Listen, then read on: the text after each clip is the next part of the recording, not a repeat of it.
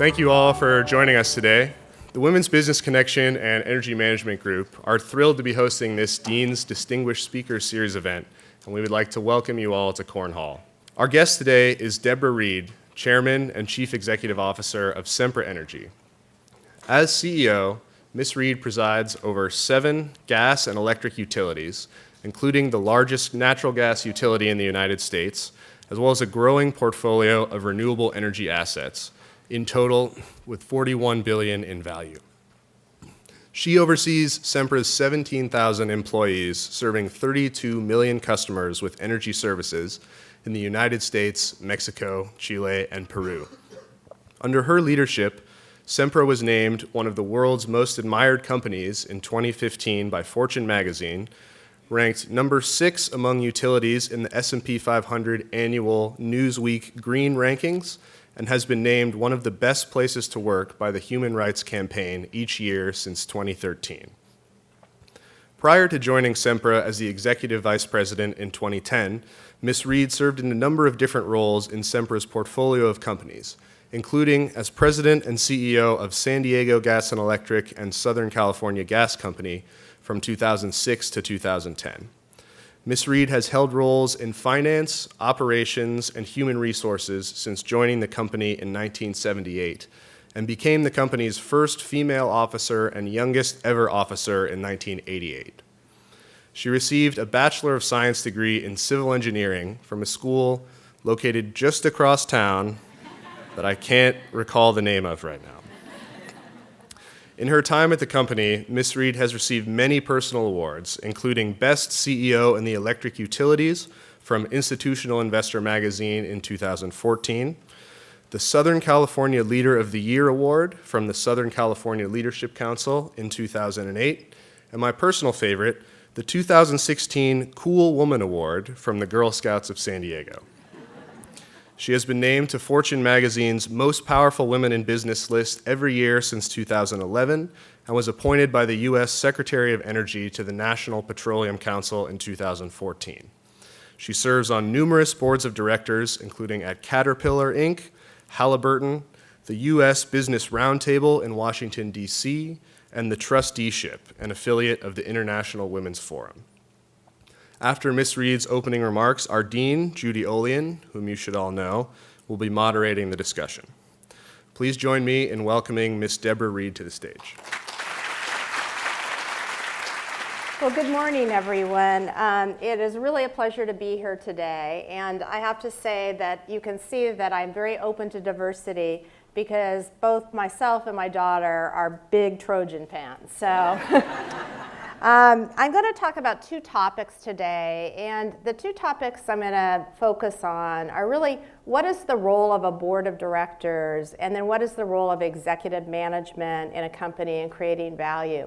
And I chose these topics because I read a lot of articles that talk about the roles of boards of directors and blame boards for different things that happen at companies.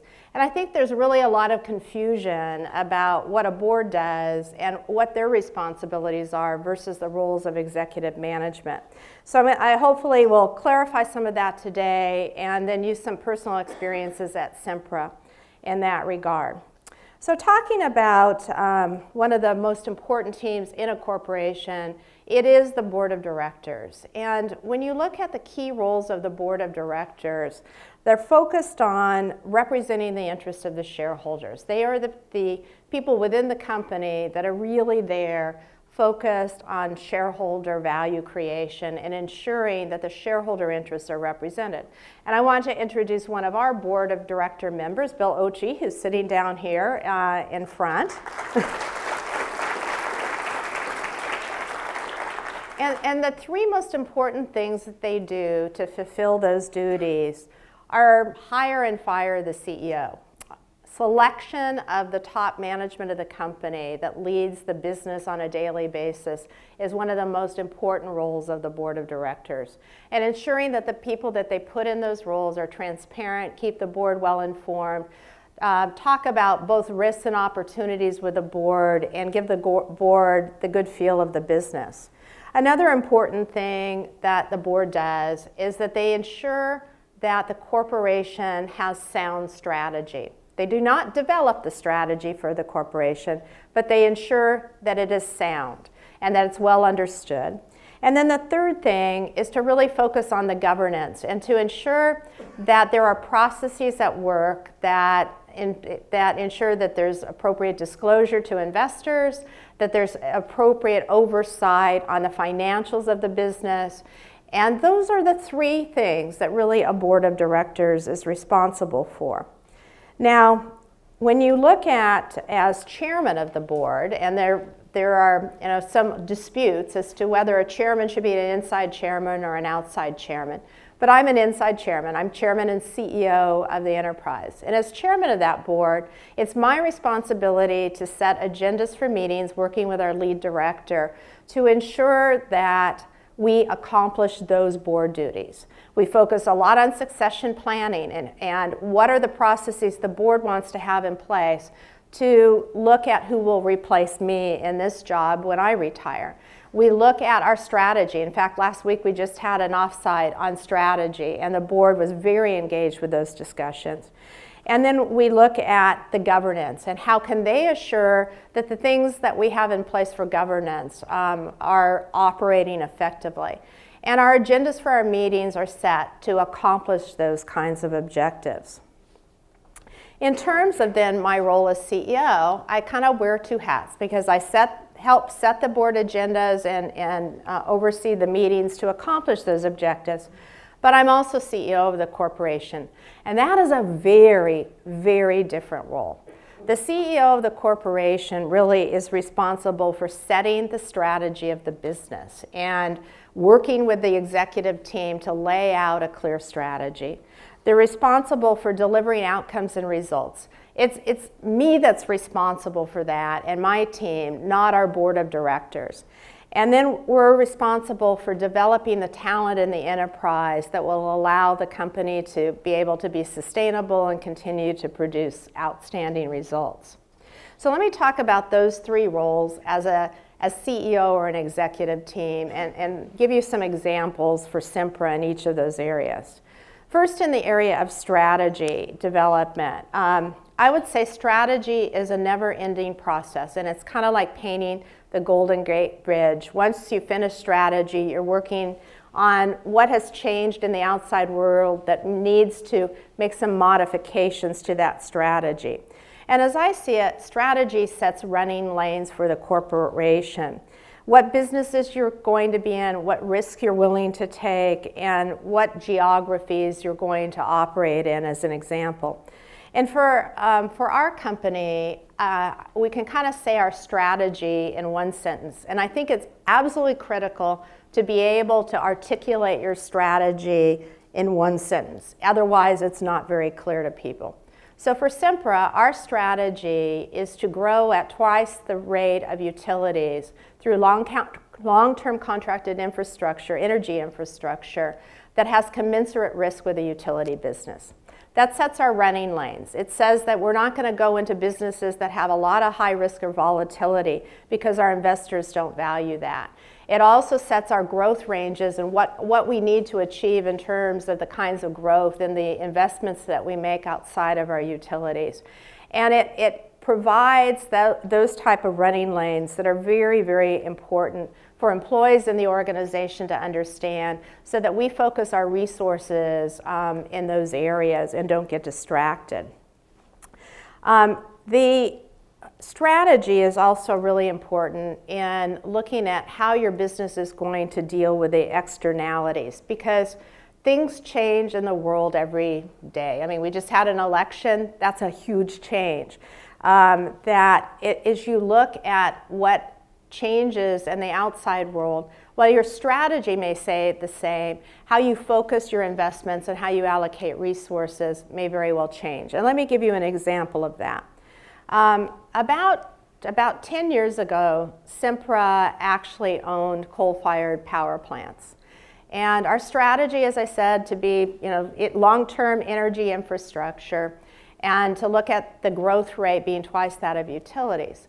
Well, as we saw the world around us, we saw that it was becoming what we call a carbon light world, a world where there was not a desire for growth and investment in coal any longer, and that if we were to continue to put resources in coal and allocate our resources there, we would not get the growth of the enterprise we wanted, even though that's an energy infrastructure investment. So we decided to sell all of our coal plants, and we did. And we began a renewable unit, and we started deploying our resources to develop our renewables portfolio. And now we're in the top 10 in the US in terms of size of renewable portfolio. So it's consistent with our strategy, but the externalities help drive our resource allocation in that kind of an example. Today, as we look at our strategy, we're very focused on that the view of carbon reduction as part of that strategy and where our infrastructure goes in either natural gas development, which is the cleanest of the fossil fuels, renewable development, and then technology like smart grids and electric vehicle charging, natural gas vehicles for fleets. So that's how the strategy kind of drove our investments, but looking at the externalities. What strategy identifies is what growth platforms you're going to go after, what you're going to invest in today that will give you the kind of growth that you need for the future. And for Sempra, some of those investments are, like I said, the smart grid technologies, our Mexico energy infrastructure. We are the largest publicly traded energy company in Mexico right now. We own about 40% of the natural gas pipeline infrastructure there and are continuing to build energy infrastructure in Mexico, which has a huge need. We're also very focused on things like smart cities and how we can allow cities to become almost zero emission and us be allowed to invest in energy infrastructure that allows that to be accomplished. One of the key things I think that we have to understand about strategy is that strategy needs to be connected to resource allocation. You can't have a strategy that sits on the shelf, and I've seen a lot of companies that do strategy work that is only, there's a document that's never then ever used. That is not at all what strategy should drive. Strategy should really help you drive your resource allocation so that you're making investments that will move that strategy forward, and that all of your people, whether it's your executive team or the people throughout your organization, need to have the focus on what you're trying to achieve and what it will look like when you get there. The other thing I think is important with strategy is it kind of sets the parameters for risk tolerance. And for our business, we used to own an energy trading company. It was a great business. We made money all the time off of it, but our investors didn't value it because it had a very different risk profile than our core utility business. So we narrowed our strategy and narrowed our risk parameters to meet the value proposition for our investors. I would also say that for us at Sempra, developing that strategy is a team effort. And this goes to kind of the diversity of opinions and diversity of views. I like to have an executive team that is very different from me. I like to have people that are extremely intuitive and out there thinkers combined with people that are extremely analytical questioners. Because I think that diversity of thought gives you, and if there's open discussion without diversity of thought, you get better outcomes, you make better decisions. And so we do our strategy development as a team. And recently, just last week, we had a strategy session with our board of directors. And one of the key issues that we were talking about at that strategy session was what is the long-term role of natural gas as part of the energy mix? In California here, there's a real focus on getting out of all fossil fuels. But if you look at the rest of the world, the conversion of coal to natural gas and having natural gas as the cleanest fossil fuel meet some of the energy needs is where there's a lot of focus. And that's true nationally in the United States. So we were debating, how long is natural gas going to be around? And is it a bridge fuel or is it a fuel that has a really long bridge to it? And those kinds of discussions and debates in forming the strategy are very, very important.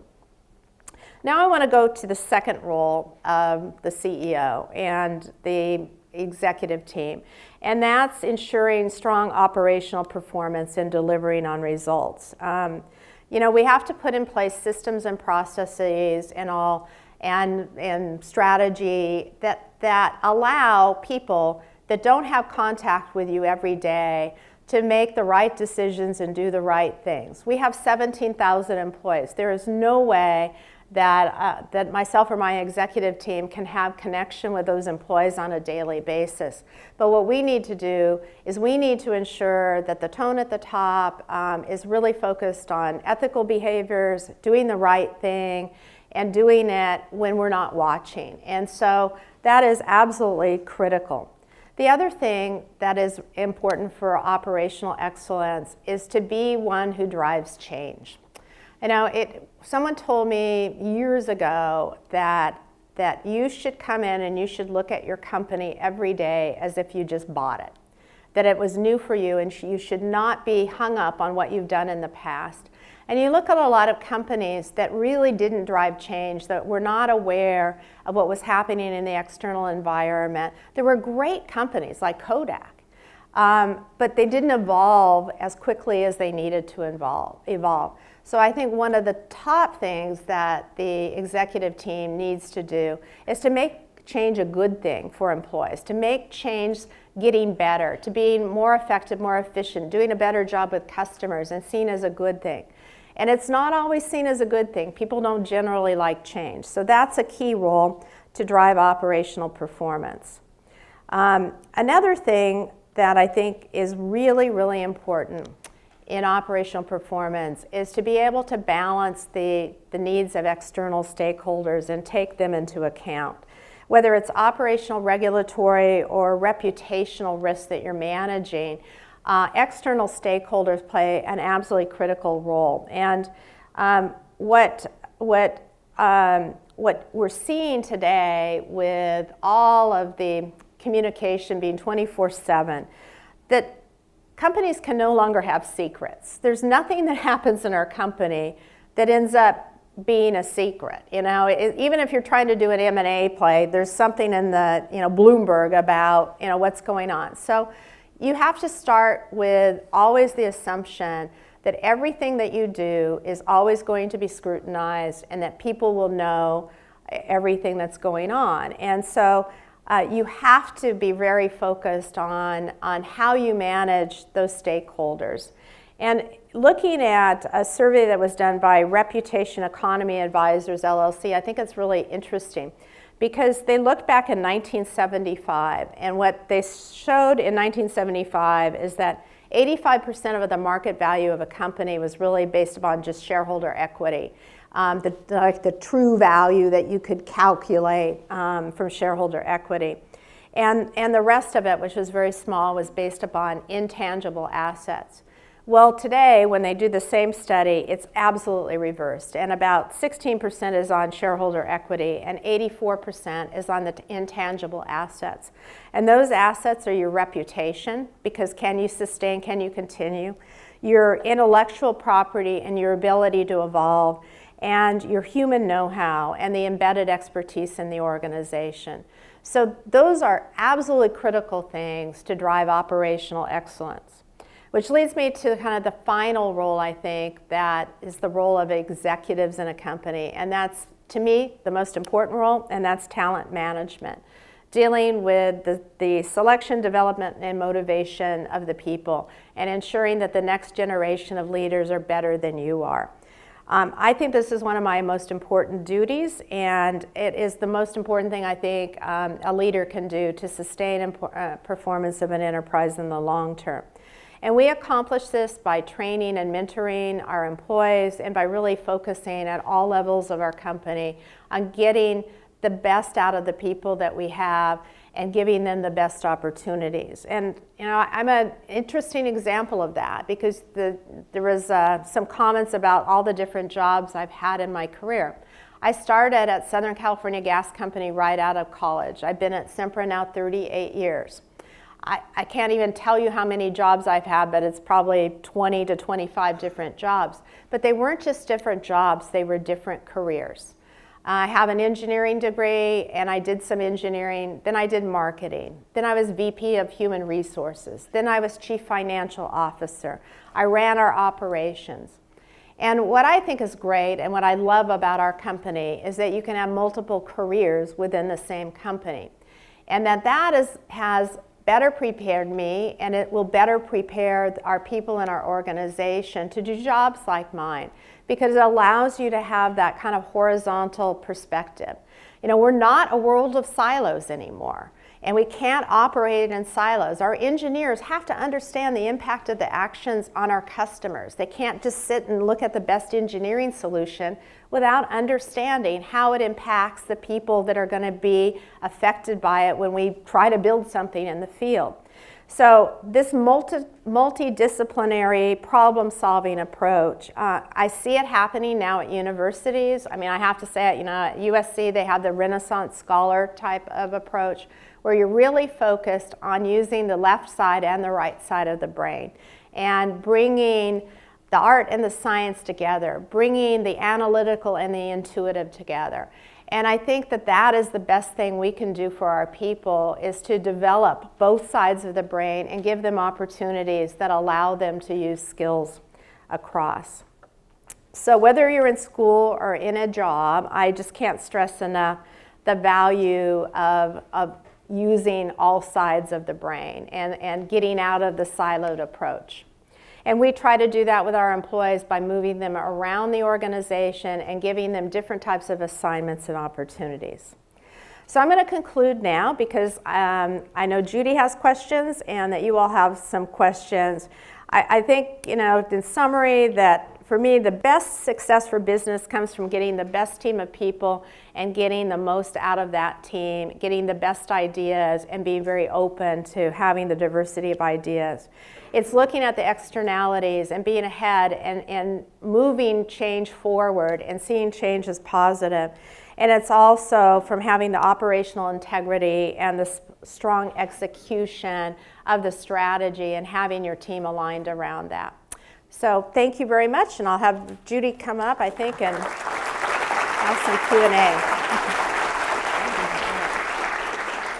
Thank you, Debbie, and what a great opener into our conversation.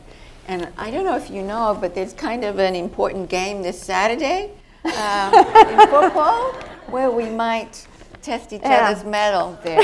It's probably good I'm here today. Well, thank you so much. I'm going to ask a few questions, some of which have come from our students, and then I'll turn it over to everyone here.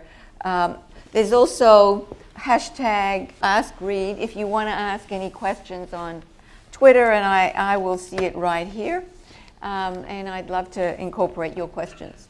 So, first of all, let's talk about the business strategy and the portfolio, which is a very diverse portfolio of Sempra. And I'm very interested in just getting into your brain a little bit about how you think about the decisions around the portfolio, what's the mix, and what do you think about in tweaking that mix into the future? Sure. Let me just, so everyone has kind of an equal footing on this, describe the key pieces of our business. We own utilities in California and in Chile and Peru, and we build energy infrastructure. As I mentioned, we're very big in Mexican energy infrastructure. We're building an LNG export facility to export liquefied natural gas out of Cameron, Louisiana. Most of it will go to Asian countries. And then we have a large renewable business, and those are kind of the key elements of our portfolio. And the way we look at our portfolio is, as I said, our strategy is long-term contracted infrastructure that has similar risk profiles. So you could go into any of those businesses and you could take a very different risk quotient in the businesses. And giving you an example, you could go in and you could build pipelines in Mexico with a view that you're going to go out and get customers. Or you could build an LNG facility to export with a view that you're going to go to the market and you're going to sell everything in the spot market. When we look at our portfolio, we look at the growth opportunities in those businesses and can we continue to grow them? And then we look at also how we can get the risk consistent with the risk profile that we want. And so what we do is we contract away a lot of the risk. When we do our LNG facility as an example, that we look at, that can fit in our portfolio because we have an EPC contract where we don't have risk. Maybe acronyms. Okay, sorry. An energy procurement and construction contract, the people that build the LNG plant, where we don't have the risk of how the construction goes. So we get rid of that type of risk. And if we can get things to fit in that risk profile in those running lanes, then they can fit in our portfolio. If we can't, they're not businesses we want to be in. And how do you think about global expansion and global risk? Yeah. You know, we were one of the first companies into Mexico, as my predecessors were very involved in Mexico. And at that time, you know, there was viewed that it was a risky place. You know, that as we look at global risk, we want to be in places where we will have the expertise to be successful. So it's not a matter, we don't like pick a spot and say, okay, we want to go to Kuwait. You know, we don't pick a spot and say we're going to go there. We look at building our businesses out from a foothold. We're really good at running utilities, so we often start with a utility in a location, and we feel like we can manage the risk then by doing it that way.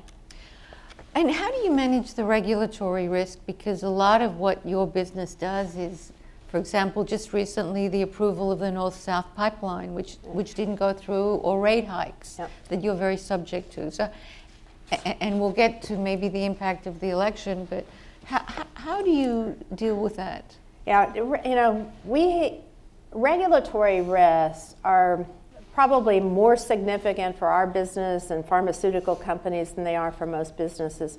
But what tends to happen today is, as I said, everything's public. So every company has some kind of public risk with their enterprise. So, you know, when we look at regulatory risk, what we do there, the best way to manage that is to do what's right for your customers. And I don't think that's much different than any business has to do to survive. So our focus on managing regulatory risk is to look at it from the customer perspective. And then it's usually much more successful in convincing the regulators that that's an approach you should take. Well, but let's take this pipeline issue. I mean, you obviously thought that it was a good thing for the marketplace, for your business. Yep.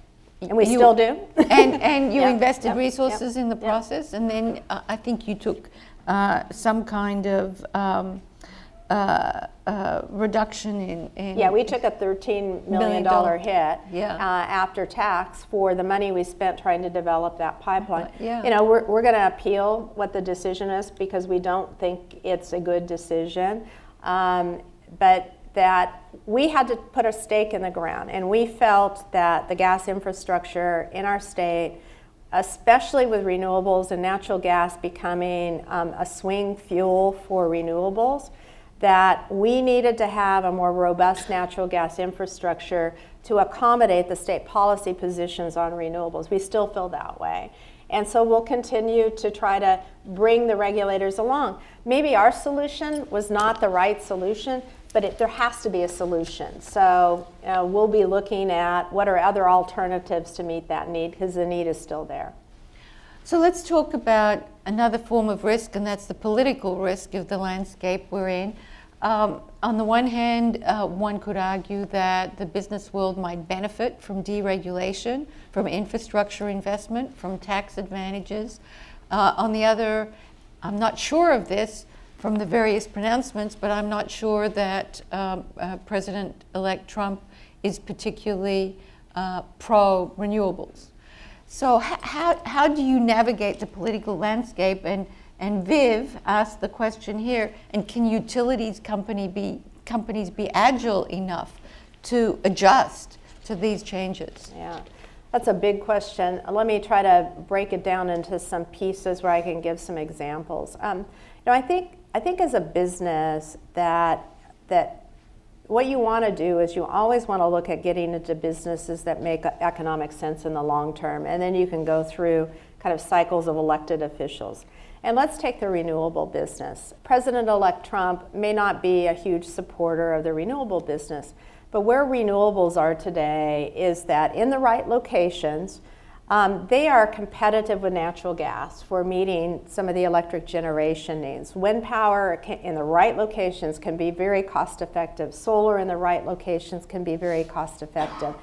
And so I think that the way that we look at these businesses is that you go into the businesses that are going to survive through different political cycles, that are not just based upon having incentives, tax incentives or other things. You know, I think renewables will continue to thrive. We just had this discussion at our strategy session. I think renewables will continue to thrive even in a Trump regime, because they make sense economically as being a clean source of energy that in the right locations can be the best solutions for energy generations. Do you foresee any changes in your operating environment that you're preparing for under a Trump regime? I mean, I think the biggest thing for us is kind of the national bunker mentality, because we are big in Mexico. We're looking at also possibly participating in a very large pipeline project for natural gas in Peru.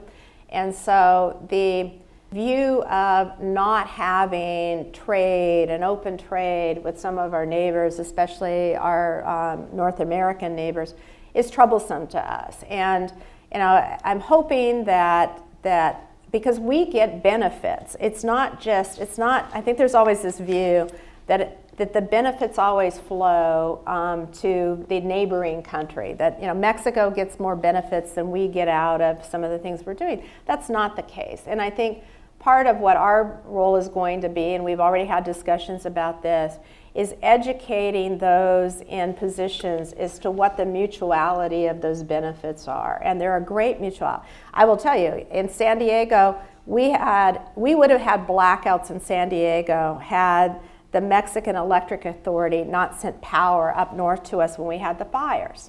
That needs to be understood, that mutuality. And I'm hopeful that intelligent people understanding that will kind of open their eyes to the benefits of some of the trade.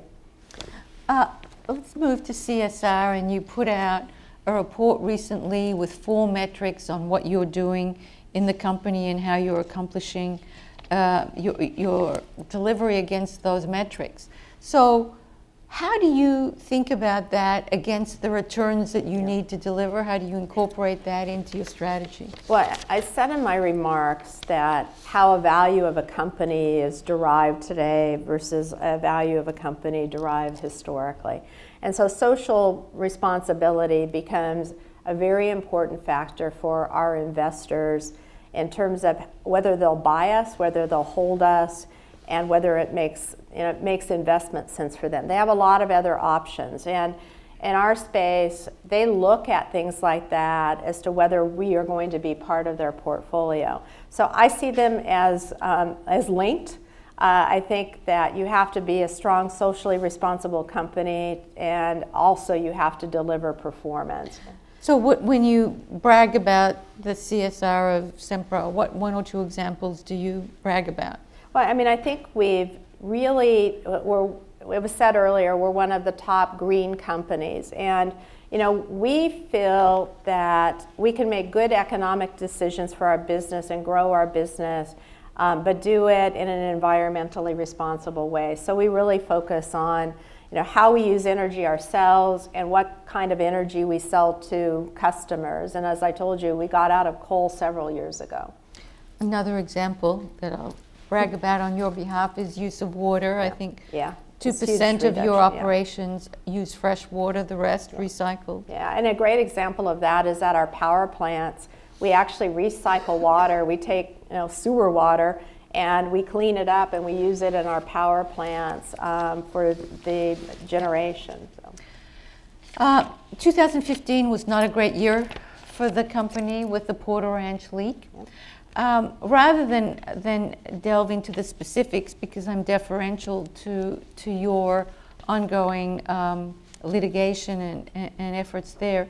I want to ask you about crisis management and what you learned about that. What did you have in place? What did you change as a result? What did you view your role as the CEO and chairman being in that, what was a very big crisis? I think the key thing on crisis management is, again, this silo issue, and that what we have in place and what we've made more robust is that it really has to be a team approach, because a crisis is not just the event. It's not just like an engineering problem with a well or a problem with a fire affecting. It's the impact on the community. It's the impact with the regulators. It's the employees and how the employees are going to work during that period of time and do their regular jobs. I mean, it's complex, and you cannot deal with it in a simpleton kind of way. You have to have a cross-functional team that looks at all of the impacts on stakeholders and then has a common approach for communication and all, so that we're in alignment and are looking at how you deal with all those stakeholder issues. And so we do have crisis management teams. I think they're way more robust now. The other thing that you learn from a crisis is everything, it happens instantly and it's communicated instantly, and you have to be prepared to deal with it in the moment. And so having people that have the background and knowledge that can understand what's happening and what's been done and be there all the time to deal with media and all, it's just absolutely important. Communication is so critical, because what happens oftentimes, a crisis gets out of hand because of the lack of communication. And then you end up with another crisis because you haven't managed the open communication. And what is the CEO's role in the crisis management plan? Yeah, my role in Porter Ranch or any cases like that is to be sure that we have the right people engaged, that they are dealing with all of the stakeholders, that they have the right plans in place, that there's good communication internally within the company to our board and to our investors, and that to our regulators. And I'm not going to talk about the details of Porter Ranch, but the one thing I will say is that every company is going to have, you're not going to go for day after day and not have an issue. It's how you deal with a problem, and do you maintain your ethics? Do you maintain your transparency? Do you try to treat your customers well in those kinds of situations? And those are the things that I just need to be sure are happening in our business when there is a crisis. Let me switch a little bit, and there are a couple of questions here that I want to be sure we ask. First of all, you're rather unique, especially among the millennials, in having had a 38-year career, starting as a rookie engineer. Actually, you were a consultant, I think that was your first job, and then ending up as CEO of this mega corporation. And when we talk to millennials, I think the average mobility is kind of once every 2 years. Very different. Where would you advise our students to be on that extreme? I think it's an individual choice. I will tell you a funny story. When I was interviewing for jobs out of engineering school, and there were not very many women, and I had almost a 4.0 GPA, so I had all these different kinds of job offers. And one of them was at Procter & Gamble. And when I went to meet with the Procter & Gamble people, they were saying, what do you want from your career? And I said, well, I'd like to be with a company where I could have multiple careers with the same company and imagine myself being there for the rest of my life. And the guy said, that's just kind of stupid, and that that's unrealistic, that's idealistic, no one does that and everything. And surely enough, I proved him wrong.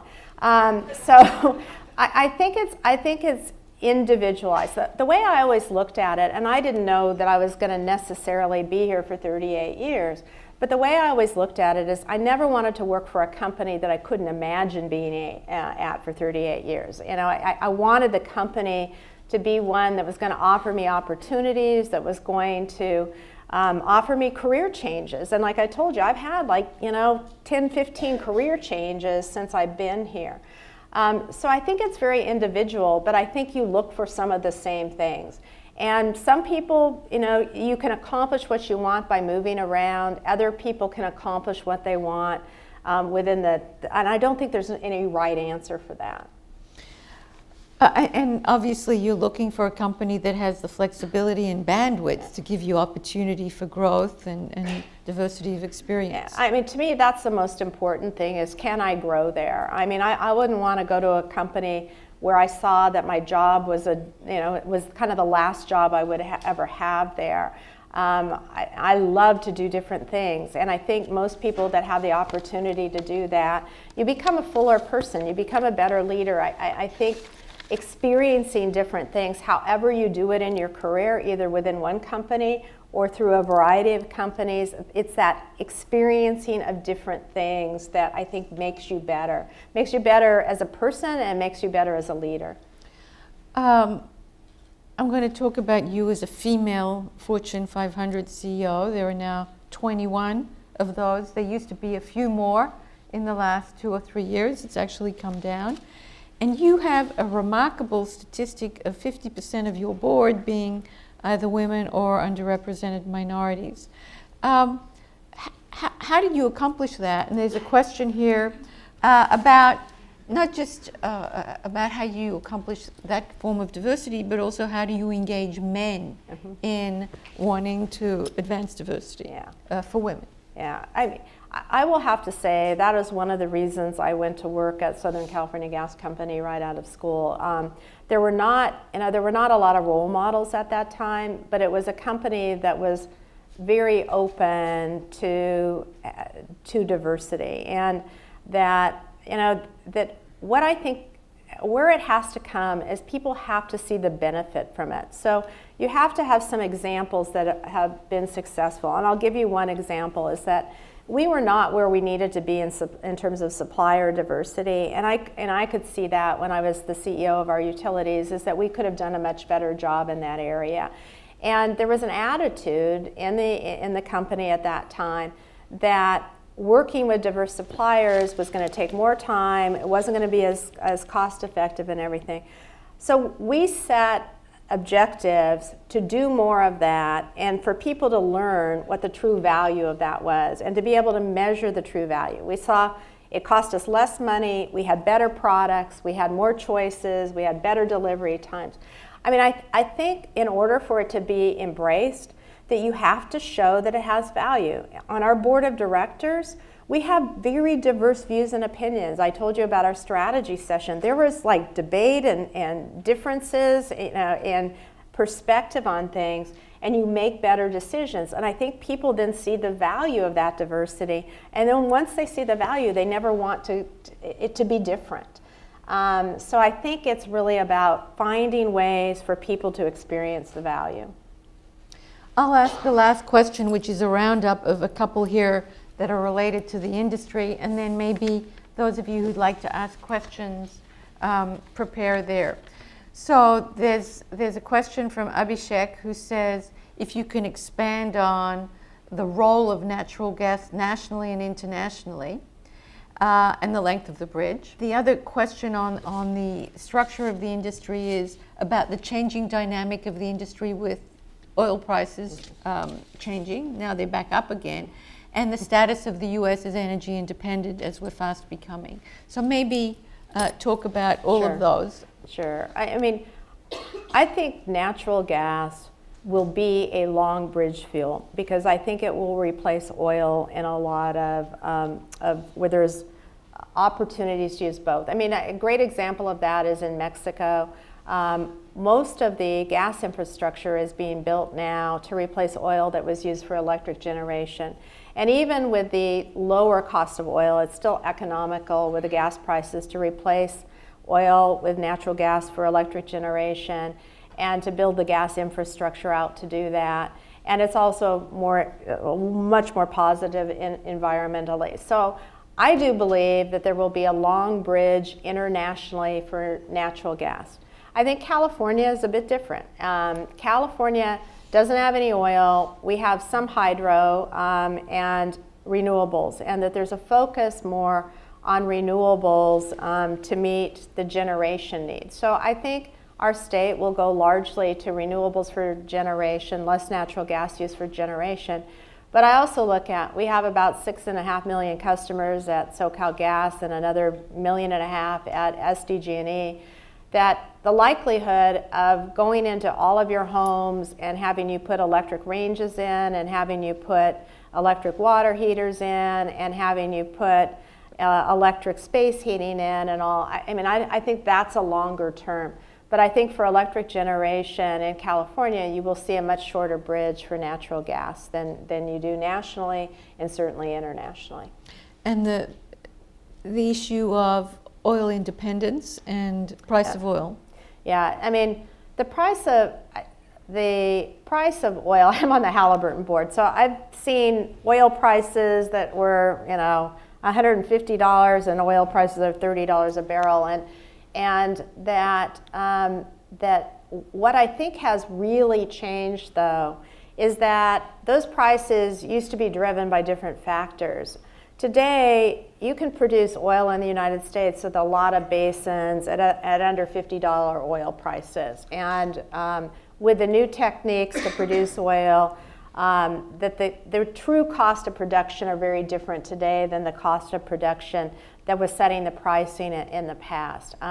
Natural gas today, most of the gas that's been produced today is not the capacity that you could produce in natural gas, but it's associated natural gas. So the likelihood that the U.S. can be energy independent, I think, is highly likely at a very effective cost range. The combination of renewables and particularly natural gas for use in the U.S., where those sources can substitute for oil, I think will happen and will happen relatively quickly. Okay, question. Please. And please introduce yourself. I'm J.R. DeShazo. I'm the director of the Luskin Center for Innovation, and my question is going to be about innovation. We've all heard a lot about fracking, which reduces the resource cost of the product that you deliver.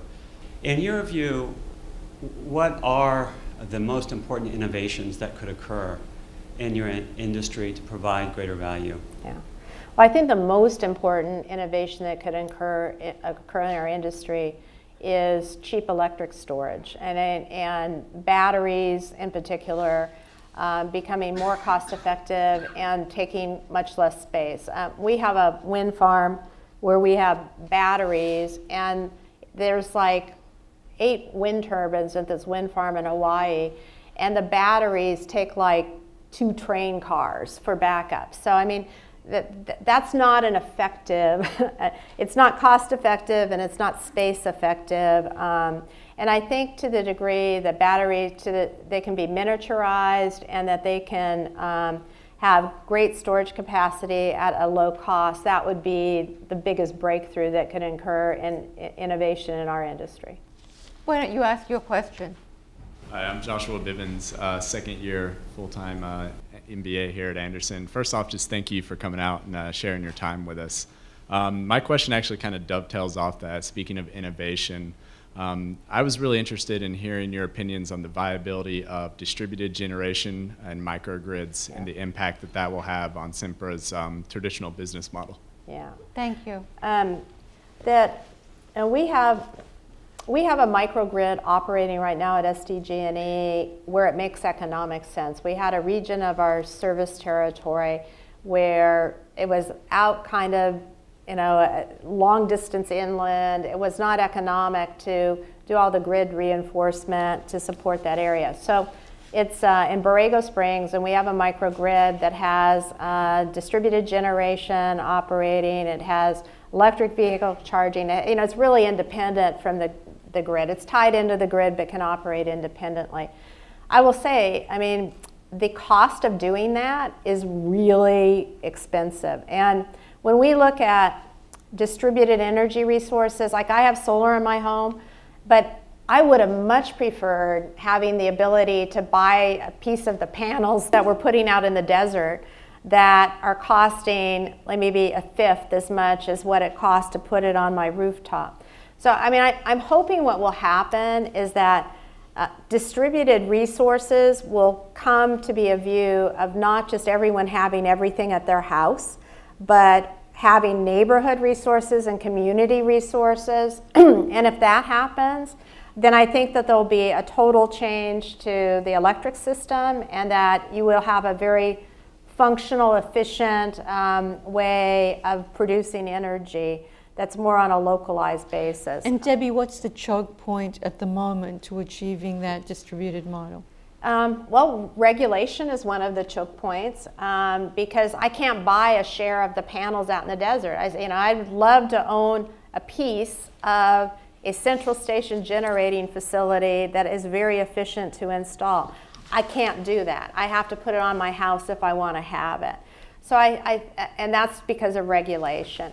And I think that those regulations will evolve, and that, the way that I always describe our industry is I think it ends up being kind of like banking with the ATMs, is that there'll be injections into the system and withdrawals at any point in time, and that what the role of the electric utility ends up being is keeping that in balance. But that people will have to make choices, and I hope those choices end up being driven by the economics of the choices as well over time, because regulatory policy does not have the true economics in place right now. Any other? Do you mind going to the microphone? Thank you.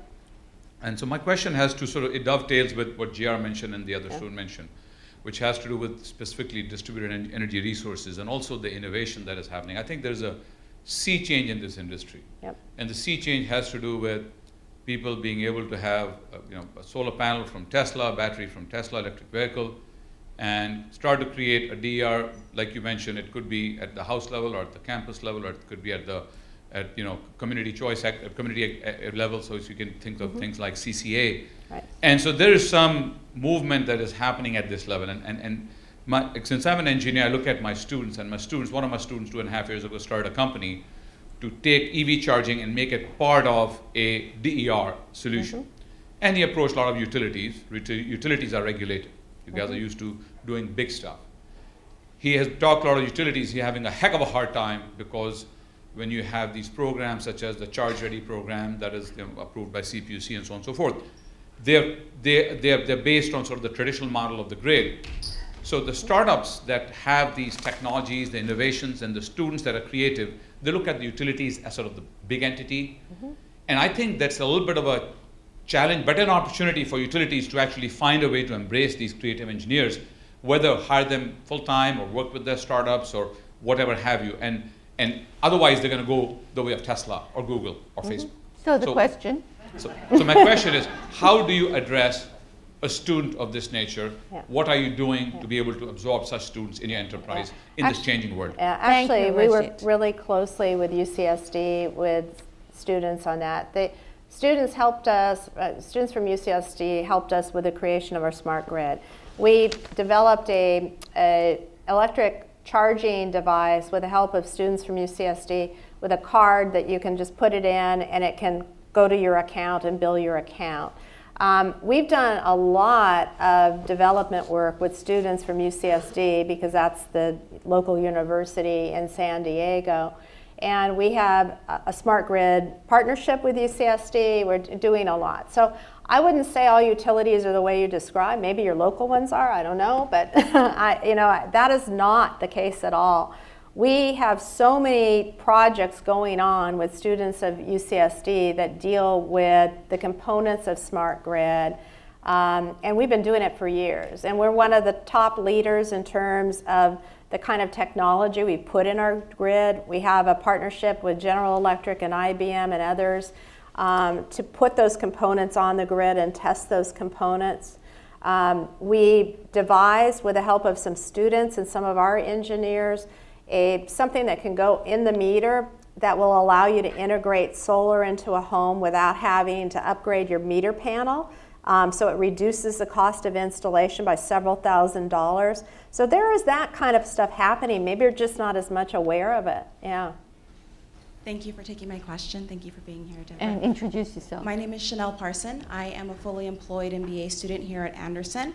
I also work at a utility. My question for you is, one challenge I see for utilities is that technology is moving very quickly in the energy space, very, very quickly, exponentially. In addition to that, what customers want and the level of service they want and the type of service they want is also rapidly changing, not just from their influences in energy, but the world around them. Regulatory moves very, very slow, and it's also very reactionary and not proactive. And so the question is along the lines of agility and how agile a utility can address some of these challenges when the regulations often lag years and years behind where we are currently. Thank you, Chanel. That's an excellent question. And I will tell you, it is one of the biggest challenges of our business. And what we end up doing then is that we develop those things outside of the utility because you can't wait. And you know that to make a regulatory filing and get a decision, the average time is 2 to 3 years now on that.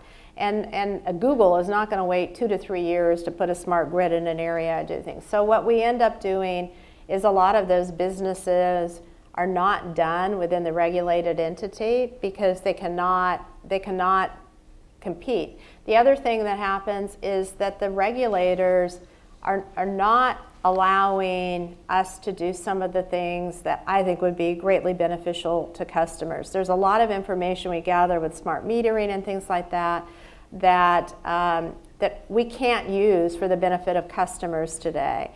So I think that will change over time. I think it will be a big disadvantage for utilities for a number of years, though. We filed something when I was at our utility, so it was like 10 years ago. There was kind of a vision for the future and what could be done to facilitate some of these industry changes. And the response of the regulators was, well, we can't deal with something that's that complex and integrated. You have to file separate cases for each of these pieces. So unless that changes, it's going to be done outside of the utility. And the utility will just facilitate like the grid that allows these other things to happen. Final question. We have great students here who, many of whom would like to go into the energy industry and particularly renewables, hint, hint. And our culture prides itself on 3 key pillars: sharing success, thinking fearlessly, and driving change. And I wonder, do they resonate within the Sempra culture? Oh, absolutely. I mean, I talked about driving change as one of the topics, and that I think that what we really like to see, we bring in a lot of students. We have an engineering rotation program where they get exposure to different areas of the company. And I think that technology in particular for our business, that you have to have a lot of new people coming in because none of us that have been around a long time can stay up with the technological changes in the business. So people that are interested in renewables, what I would say, open your minds. There's a lot more than just renewables. There's all of this grid integration and the changes in the home and how water and energy combine and all of these different things in the energy space that go far beyond renewables, and I think will be much more interesting and transformative in the future. And I would just say, keep your mind broad on those kinds of things, because I think within the next 10 years, renewables will be kind of the past, and all these other things will become the future. So. Well, Debbie, thank you so much for venturing across town. I have small token here. Thank you.